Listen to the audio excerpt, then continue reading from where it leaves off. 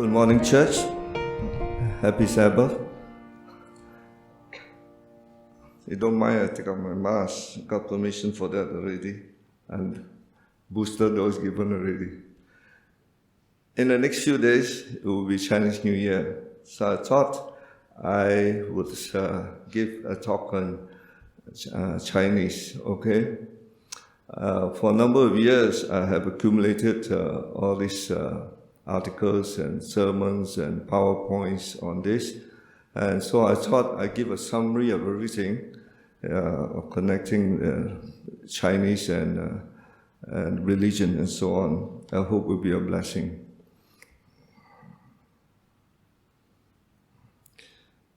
Shangdi, the god the Chinese have forgotten. Just now we read in Isaiah chapter 49, verse 12, "Behold, these shall come from far, and lo, these from the north and from the west, and these from the land of Shinim." In strong concordance, the word Shinim means a distant oriental region, and young concordance, a people in the far east, that's China. And in the dictionary, it mentioned about Shinom indicates Chinese. When Isaiah wrote this, Queen was one of 14 states under the Zhao dynasty. It was 500 years later, the Queen under Qin Shi Huang unified China. So it was Bible prophecy in advance. China has one of the longest continuous history of any country, 3,500 years of recorded history, and 1,500 years of legendary history. The Chinese have been called one of the most history-conscious and tradition-conscious people of the world. For millennia, according to David Lin, China has been called herself the land of God. It would appear that the hand of omnipotence was leading this ancient civilization. In the annals of Chinese history, we do not find a single instance of God's anger being poured out upon the Chinese city because of moral depravity, as happened to Sodom, Gomorrah, and Pompeii. Ancient Chinese art has never featured pornography or naked female sculptures like that in the Middle East excavation. Confucius, one of the most revered men in Chinese history, has this record of this Shangdi, the supreme god worshipped by ancient China. How vast is Shangdi, the ruler of men below? Heaven gave birth to the multitudes of people. And here in the graphic form, we see the origin of the Chinese, according to Ussher, it was believed creation started in 4004, and the flood came about in 2348 BC, and then 100 years later, the Tower of Babel. It was believed to some people that the Chinese came from Jaffa, but it's not so. There are some who believe they came from the bloodline of Shang. And even, the Indians in the Indus Valley, it came from the bloodline of Shang. So here, according to another graph, the flood came about in 2348, dispersion in 2347. It took 42 years for the Chinese to migrate from the Tower of Babel towards China. And the first kingdom was set up in China in 2205, just 42 years. And there was a legendary history of Chinese mentioning of 5 rulers. And could these 5 rulers be Shang, Arphaxad, Shelah, Eber, and Peleg? In the genealogy of Genesis 10:11, it mentions Shang all the way down to Abraham. In chapter 10 of Genesis, it mentioned another great-grandson of Shem, Joktan. This Joktan has 13 sons. And after that, no more mention of him at all. It seemed that was totally cut off from the Genesis story. Where has the sons and families of Joktan went? Could Jordan be the ancient ancestors of the Chinese people? And then in Genesis chapter 10, verse 30, Genesis 11, verse talk about they came down from the ark to the plain of Shinar. In Genesis chapter 10, verse 30, there is a verse at the end of the mention of the Jordan family. And their dwelling was on Mesha, as thou goest unto Shephar, mount of the feast. Somebody translated in another way, and the dwelling place shall be from the departure point, and that is a central plain of Iran, as you go towards the numerous population, the mountain of the Orient. And here we mention also that according to Chinese history, the first Chinese kingdom started in 2005 BC. The Tower of Babel was 247, and you know that Abraham actually lived 200 years later. So Chinese history is far ancient than the history of the Hebrews. Long before Buddha came to China, and long before Moses wrote the first 5 books of the Bible, the Chinese written language was organized in 2500 BC. And you look at it, Buddha was born in 600 BC. And during the first 3 dynasties of China, Xia, Shang, and Zhao, the Chinese worshipped Shangdi. And Buddha came into China in 50 BC.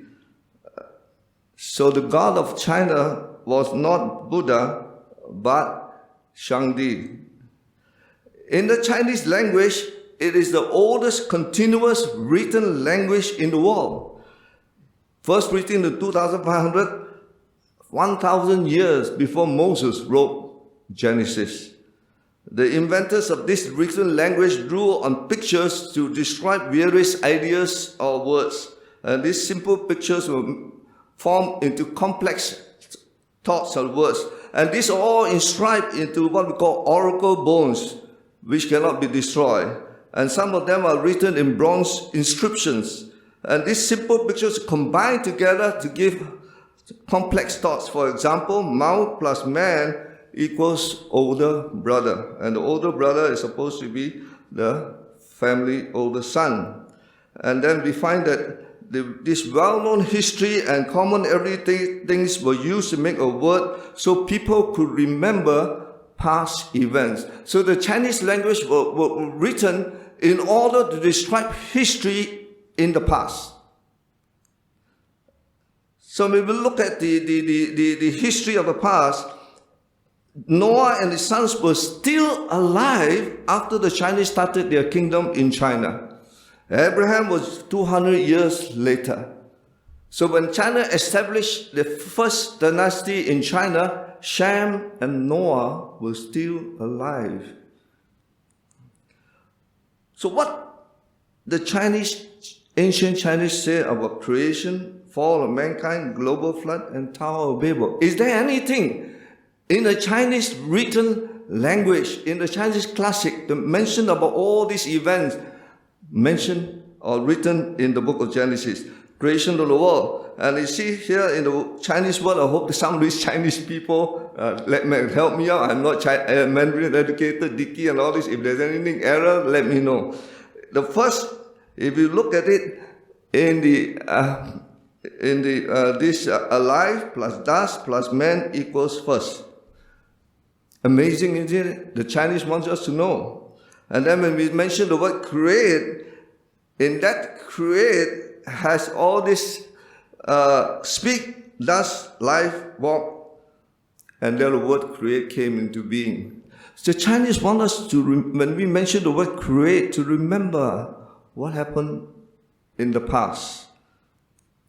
And then I mentioned about to one and desire. One man in the garden in the west was the first to desire a woman. Amazing, isn't it?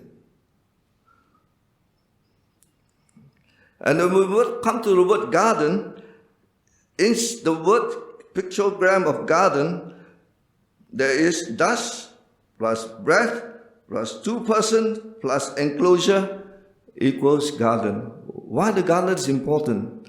Later we come to know more of it.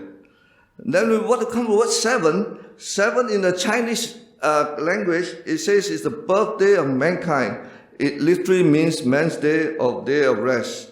And then, I don't know whether it's right or wrong in this, when it mentions Genesis chapter 2, verse 2 about the Sabbath, the 7 is included in the word to rest in. How about the fall of mankind? In the classic book of Chinese literature, Classic of the Mountains and Seas, there was mentioned there was a sacred tree and the tree of immortality.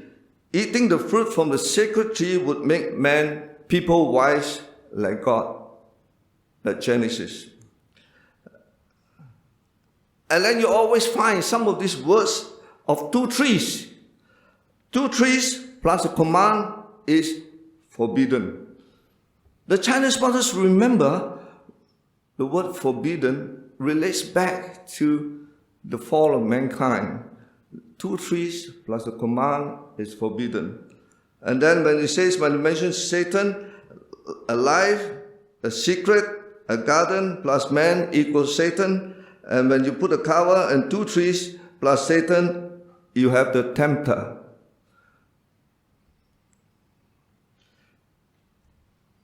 And then when you put a woman under 2 trees, you have the word covet or desire.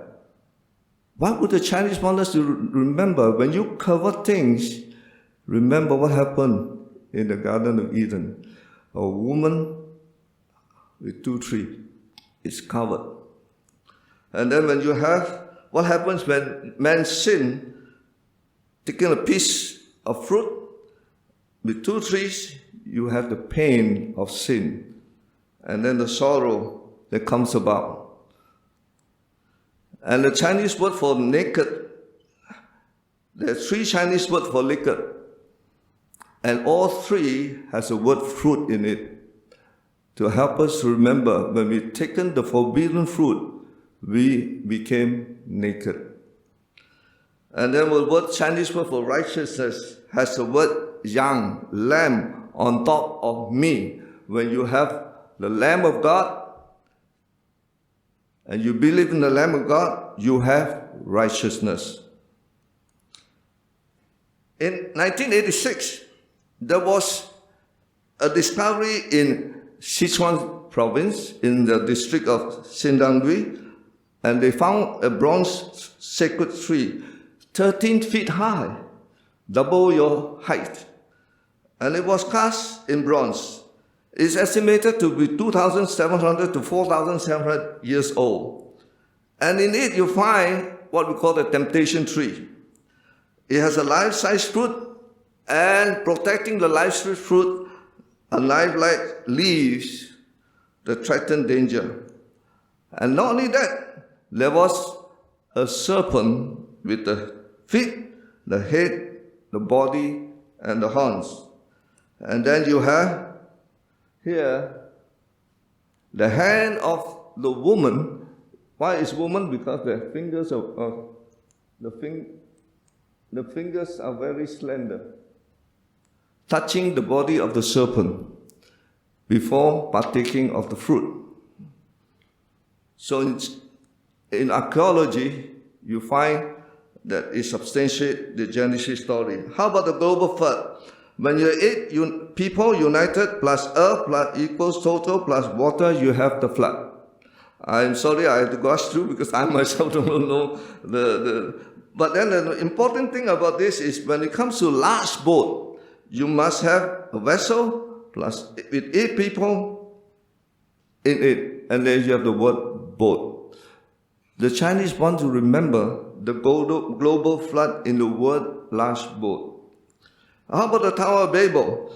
The tower equals to mud plus straw grass plus people plus 1 plus mouth. You have the tower. So when the Chinese mention tower, it wants us to relate back to the Tower of Babel. And then confusion equals tongue plus mystery. I'm sorry I have to rush through because myself am not mentally educated. When you have the word west, you have 1 plus man plus enclosure. So when you want West, Chinese want to remember what happened in the West. China is in the East, so when they want to look at the Garden of Eden and what happened there, you have to look West. And the word migrate is equal great plus division plus west plus walking. That is the word migrate. And we know that after the flood, when Noah came out of the ark, the first thing Noah did was build an altar and worship God. And that's what the Chinese did when they arrived in China. And that was called the border sacrifice. In the legendary period preceding 2205, in actually 2230, there was mentioned in the Chinese classic, Emperor Shang worshipped Shangdi, in Mount Tai in Shandong province at the eastern border of China. Why eastern border? Why not southern border? Why not northern and southern border? We come to that. Because in the Garden of Eden, when Adam and Eve was shunted out of the Garden of Eden, the angel with a flaming sword was in the east gate of the garden. And whenever Adam and Eve and the descendants came and worshipped God, it was at the east gate they came and worshipped God. And so when we find the history caused by Sima Qian, the Chinese emperor celebrated this border sacrifice at Mount Tai in Shandong at the eastern border of China, remembering what happened in the Garden of Eden. And then in the Chinese classics, it says why they need to sacrifice. Sacrifice is the illustration of the way of heaven. The first and greatest teaching is found in sacrifice. And then the most important thing to an emperor is to worship God, and sacrifice is the center of worship. And so in 2230, when they worshipped Shangti in the first place to 1911, throughout the 18 dynasties and more than 500 emperors worship Shangdi. No emperor has actually failed to perform this important rite. It was 1911 when the Qin dynasty fell, then they stopped the worship. And so in this temple of heaven, which I have actually been there 3 times, and I wouldn't mind visiting there again because it's so fascinating, so awesome to see this complex. It was completed in 1420 during the Ming dynasty. It's about 590 years old. And it is bigger than the Forbidden Palace. It was built without nails. And this is the prayer for good harvest. And this is the aerial view of the imperial ward. And in this, actually, here, you can speak, and somebody from another side of the wall can actually hear what you speak. Of course, with less noise. And inside the imperial ward is this plate called Wang Tian Shangdi, the supreme God of the great heaven. There were no idols in any Chinese temple. No idols at all. And this is the true God of China. And inside there, which I myself have seen, no pigs, unblemished bulls for sacrifice. And this is a circular mound which the emperor will mount to worship Shangdi at a certain time. Emperor will come with thousands of his courtiers. And this is a fastened hall where the emperor will fast for 3 days. And during the winter solstice in December 22nd, 4:15 a.m., which is very cold in Beijing, minus 35 degrees Celsius, and it was mentioned that Ming emperors would worship with no shoes. They have to mount 3 tiers, 9 steps, and it's a 9-part ceremony which ended almost at 6 a.m. with no wine. They use spring water. The Ming emperor do not wear shoes. The Ming emperor will prostrate 3 times and call out 3 times for 9 steps, almost 81 to the God of heaven. And here are all the prayers being offered during these 9-part ceremonies, which is similar like that in the Bible. In the beginning there was a great chaos. You make man, all things with their reproducing power got their being. And the last one, your sovereign goodness cannot be measured. As a potter, you have made all living things. And here is the part of the ceremony. An emperor kneel in prayer. And after that, they have this sacrifice, great sacrifice. Why is this border sacrifice so important? According to Confucius, he who understands the ceremonies of the sacrifice to heaven and earth would find the government of a kingdom as easy as to look into his palm, because you have God as your guidance. And in that imperial word is this tablets, Shangti, the supreme God in the highest heaven. Who is this Shangdi? The Chinese emperors worship for centuries. On the left side, Manchurian, and the right side is the word Mandarin. In the 5 Chinese classics, Shu Jing, Xi Jing, Li Ji, Chun Yu, and Yi Jing, they are mentioned numerous times of this word Shangdi. And these are the attributes of Shangdi in the Chinese classics, similar to what is mentioned about of God.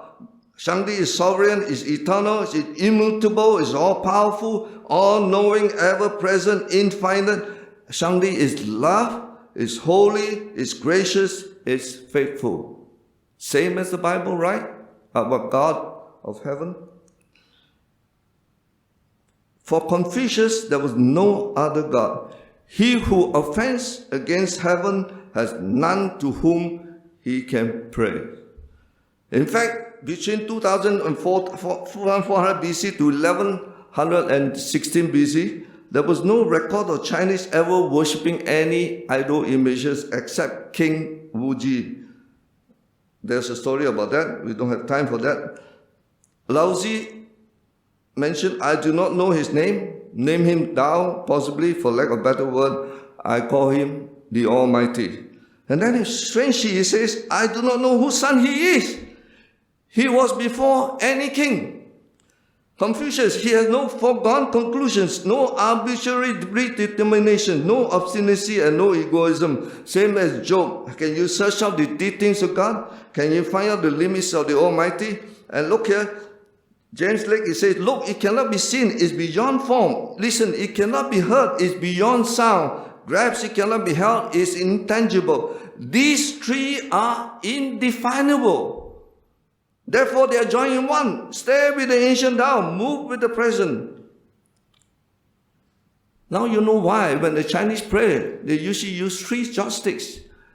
And the Chinese Tao with people, they always do it 3 times.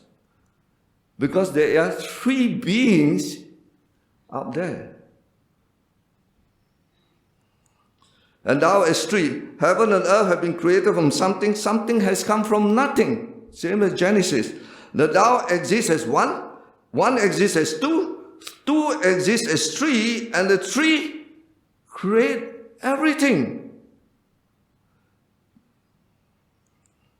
And according to Zhang Zhuan, the scholar of the Han Dynasty, Shangdi is another name from heaven. The spirits do not have 2 lords. If you go to Beijing, there is a Chinese Millennium Monument in Beijing. It was created for 2000 millennium. It is a tribute of Chinese history in concrete of all the Chinese heroes and legends and historical figures in China that make China what it is today. Out of the many figures in that, there was only 1 foreigner on it, and he is Matthew Ricci, who was a high Jesuit in the court of the Emperor Kangxi. And he wrote a book. He is very Chinese scholar. He knows all the Chinese classics. He actually translated it, and he read all the Chinese classics. And he wrote a book on it, The True Meaning of the Lord of Heaven. He who is called Lord of Heaven in my humble country is he who is called Shangdi in Chinese. And then another one, therefore, having lived through a great number of ancient books, it is quite clear to me that the sovereign on high and the Lord of heaven are different only in name. And you want to substantiate it, James Lake, another famous scholar that translated all the Chinese classics into English, and he is the first Chinese professor in the Oxford of Chinese on Chinese language. Okay, here he mentioned, I maintain that the Chinese do know the true God and have a word in their language answering to a word God, to the Hebrew Elohim and the Greek Theos. The Chinese emperor always claimed themselves to be the son of heaven. Okay? And they have the mandate of heaven to rule China. Okay? Anyone who conquer and form another dynasty will claim this, that they are sons of heaven and they have the mandate of heaven. Now we look at Jesus Christ. God the Father called him the Son of God. Satan voiced doubt whether he is the Son of God. The devil cried out, he is the Son of God. Peter declared he is the Son of God. The high priest asked whether he is the Son of God. And then the centurion, a pagan, confessed he is the Son of God. Throughout the Bible, this is what it says about Jesus Christ. And then when it's in John chapter 6 verse 36, for I have come down from heaven, this is the claim of Jesus, not to do my will, but to do the will of him who sent me. Jesus came down from heaven as the Son of God, Son of Man, with the mandate of heaven. Did the ancient Chinese classic and Chinese astronomers have any records on this Son of Heaven or Son of God? And this is an amazing prophecy of Mencius, another sage in Chinese, ancient China. It says about the coming king, 500 years from Yao to Shun to Tang, 500 years from Tang to King Wen, 500 years to King Wen to Confucius.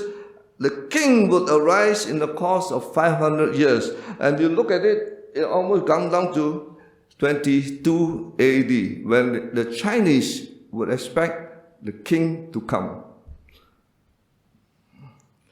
And then in Confucius, if a holy man would arise, it would still require 30 years for his love to be manifested. Isn't it true, written in the gospel? Jesus would be 30 years old.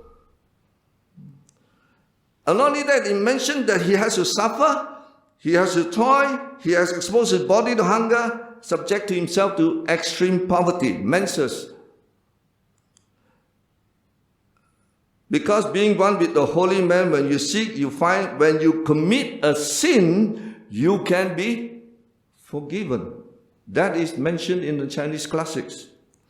The holy man puts all others before him. He laid down his life, and his life exists. Through selfless action, he attains fulfillment. And then the holy man is good at saving all men, so that no one is forsaken, takes care of all things, abundance nothing. Isn't it mentioned true about Jesus Christ?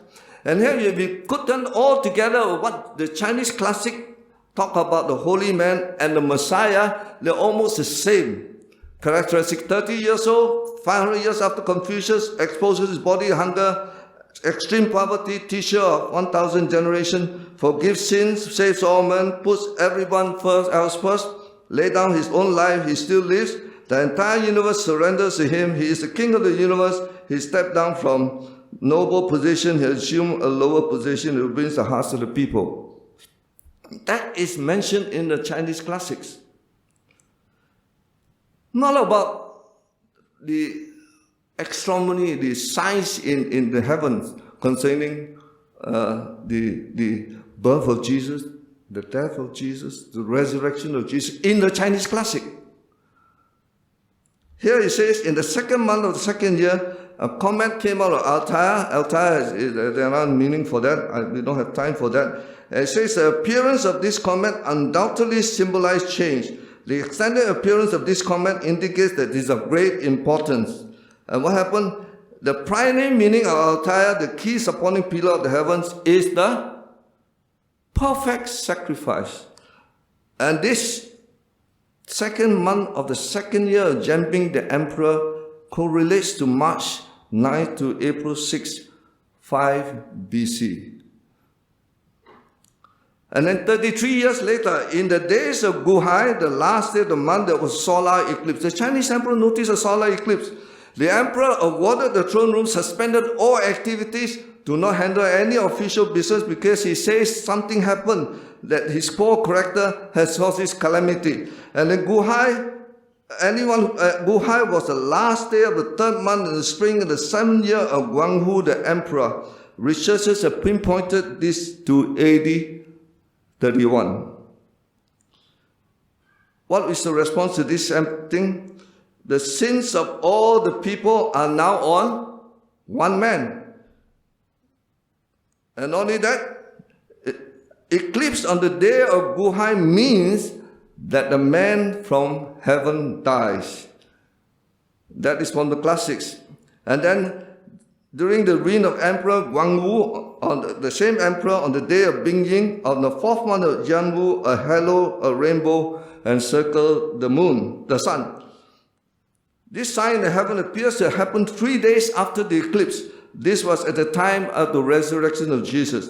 And then when talked about God, Ezekiel chapter 1 verse 28, all around him, all around God was a glowing halo like a rainbow shining in the clouds on a rainy day. This is what the glory of the Lord looked like to me during the resurrection of Jesus Christ. The more important question is, how did the Chinese forget Shangdi, the god of their ancestors? What made them forget this Shangdi which they have worshipped for centuries? There was this corruption of the border sacrifice. In the beginning of Chinese recorded history, the Chinese were monotheists in the ancient world of polytheistic worship.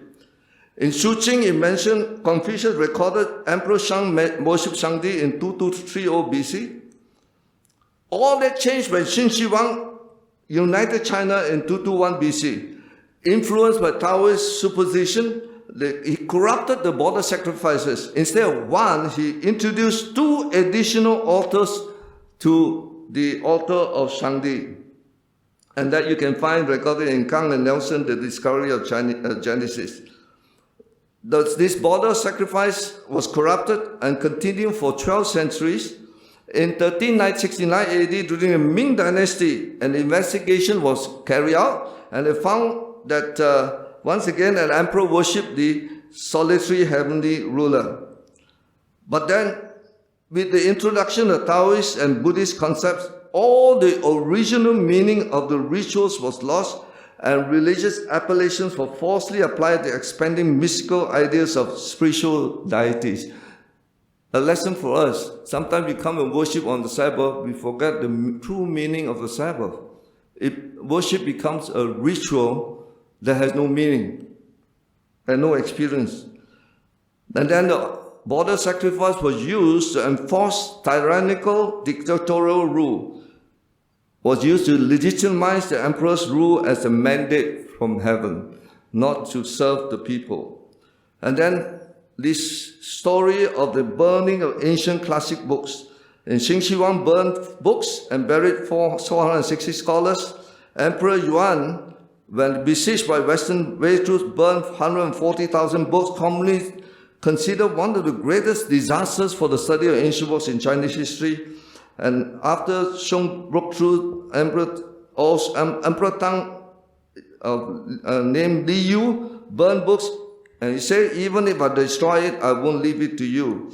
And then Emperor Qinglong of Qing dynasty burned more than 700,000 books. And then, of course, during the Cultural Revolution, you know the communists especially targeted the Chinese classics and burned them all. And then this syncretic religion. In the 16th century, Lin Jiaoxin, a leading Taoist of Ming times, was successful in merging Taoism, Buddhism, and Confucianism into one Chinese cultural syncretic religion. So in the temple, you have 3 sages together, with Confucius to the right, and Laozi in the left, and Buddha in the middle. You worship all 3. And then humans worship as gods. Taoism is a system of myths, fairy tales, magic, superstition, legends, and wonder-working mortals. And then these famous historical figures became worshipped as gods. You know, Liu Bei and Guan Gong and all this are being worshipped as God in the temples erected in honor. And ancient practices of honoring the ancestors became a ritual of praying to our ancestors for blessing. So what happened to Shangdi? Like Israel, the Chinese people began to worship other gods. From monotheism to polytheism, from one god there to many gods, from one major god to over many gods, and from many gods of all things to all things are gods. The fish can become a god, The fox can become a god. All animals, all inanimate things a tree can become a god. And in Buddhism, you can be a god because there's God in you. So all confusion as to relate to the Shangdi. And of course, the missionaries who went to China, the Jesuits wanted to convert China under the fold of the Pope. The non-Catholic missionaries' aim was to convert Chinese to the God of the Hebrews without realizing Shangdi, the God of the Chinese worship, are the same.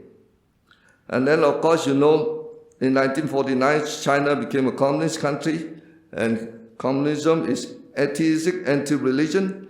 And in the word of Mao Zedong, it says, what is so impressive about the first emperor, Qin He only burned 460 scholars alive while we buried 46,000. You accuse us of acting like the first emperor, but you're wrong. We outdone him 100 times over. Persecution, burning, and so on. In the next few days, we have Chinese New Year, right? And the Chinese like to put some words on the doorstep. And the main word is blessing, fu. The Chinese word for happiness or blessing strangely reflects this Genesis story. God plus one plus man plus garden equals happiness or fu or blessing.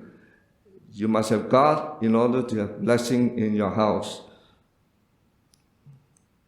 Can we have the video?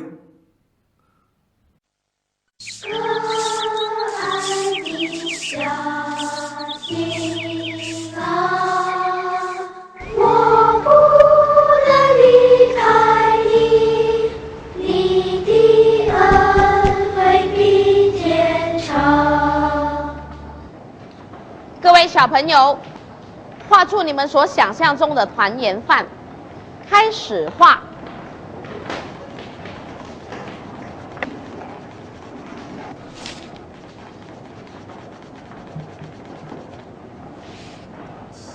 陈天福，我教你画，你还在等什么？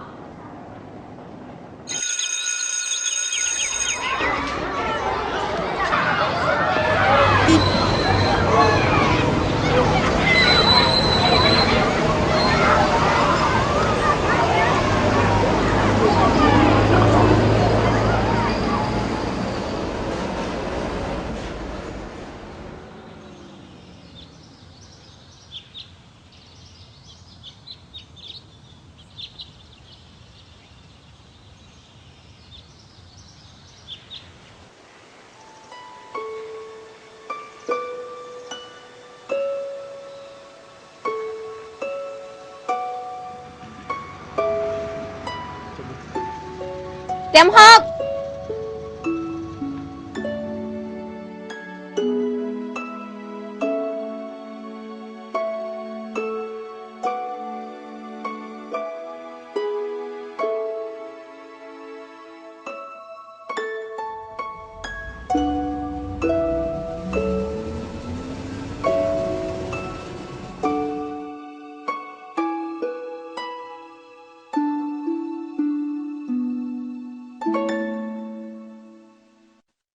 We are almost at the end. I have one more Chinese character to share with you. But before that, I want to ask you, make sure you are awake. What is the most important day in Chinese New Year? Anybody want to answer? Which is the most important day in Chinese New Year? Come on, put a hand and answer. Can't hear you, please. Yes, Junita, what is it? Which day is the most important day in Chinese New Year? Chinese New Year Eve. What important event happened in Chinese New Year Eve? Next person. What important event happened in Chinese New Year Eve? Come on, somebody. Yes? Huh? Makan. Okay. It's Chinese New Year Eve.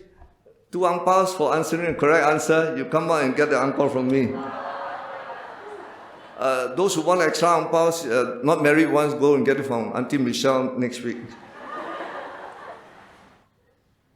when Adam and Eve left the Garden of Eden, what was their most longing in their heart? The home they left behind. The beautiful trees, the animals, all in the Garden of Eden. Every time they go to the east gate of the Garden of Eden to worship God, they remember the beautiful home which they have left behind. And if you are Adam and Eve, what will you tell your children? You will bring it to the garden at the gate of the garden and point, this was our home before. This was paradise which we have left behind. Why? Because we sinned.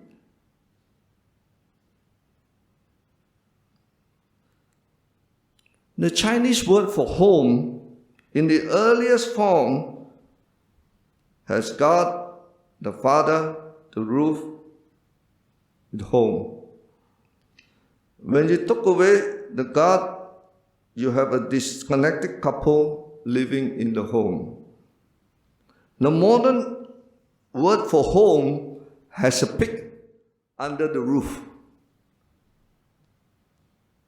This pig under the roof. Which one would you choose to be your home? God or a pig?